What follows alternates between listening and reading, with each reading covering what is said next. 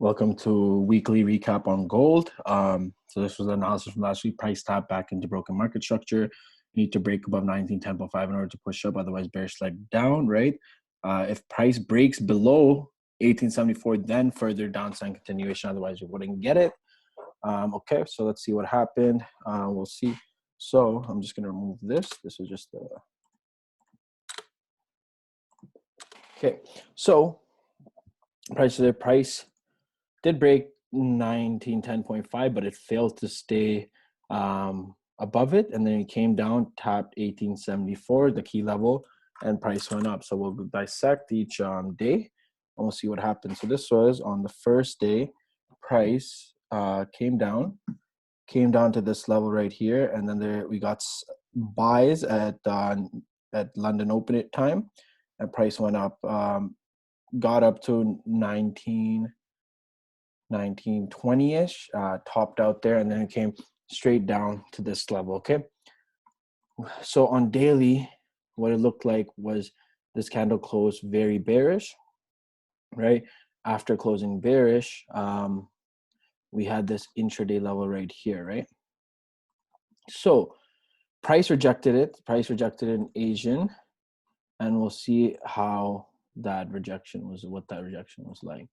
So you see it was right to the very point, rejected it, tapped in, rejected it, and then we went out. Where did we go? To the intraday level at 1898, let's say.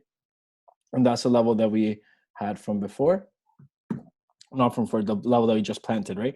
So this was quality setup. If you call buys, see when gold reacts at key levels, it does very nice moves. Just from here to here was over 200 pips within, and that was till London open. 200 pips, right? 230 by London open. So one thing I noticed, the gold just moves whenever gold wants to move when it's reacting to market structure. It doesn't always have to be during session times. There's also a nice sell-off at London open because you see how bearish this day was, right? So one thing my friend Avi told me, Avi Pips, is that when there's a bearish move like that, we're going to get some sort of 50% retracement back, right? And if you see, price tapped that level exactly, and then we got, excuse me, 180 pip worth of sells by New York, right? So once we saw that price was staying above 78, it created, essentially what it did was created a higher low, right? This was higher than the previous low, and then created more higher low, right?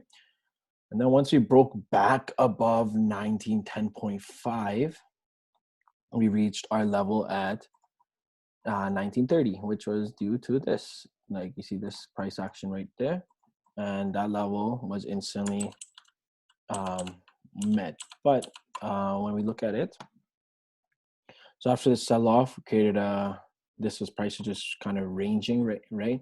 Ranging for the next day or two, and then we came back down to this level on the 8th, tapped it, rejected, and then basically this would have been the next quality setup, where this is London, right? Near London, price came down to this market structure, right? Rejected it, broke up, several retests of this previous high, and then broke up, and then we reached 1930. So best entries would have been either, or something like this, you could have entered here, right? Because price is above the structure now. Stop loss right below here, 20 pips, and then your take profit would have been 1930. So in my eyes, I don't trade gold that often, but just by going over it, this is a quality setup. The sells were quality, right? And then this was the next quality setup. As you can see, we did reach, we're back above this level. So we'll make an analysis over it, but this is super clean, right? We created a high, then came down to their key level at 1874, rejected it, created a more higher lows intraday, and then we created a new intraday high at 1930, right? So 160 pips and 230 pips, right? So 390 pips on gold, good like opportunities to capitalize on, but that was it. And you see how nice it is when it reacts to these key levels. So yeah, thanks for watching.